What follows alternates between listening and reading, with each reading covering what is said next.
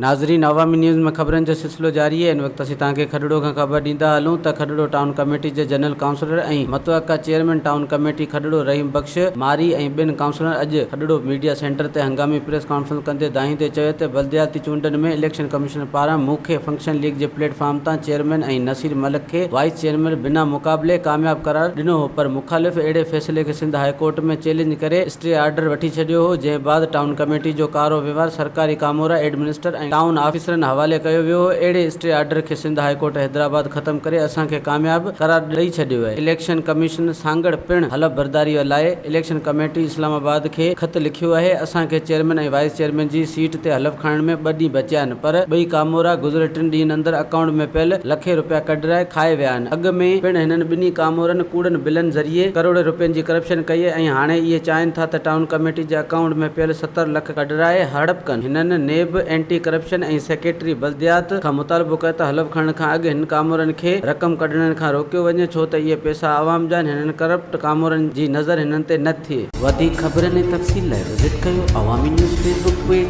YouTube page ऐं अवामी news website.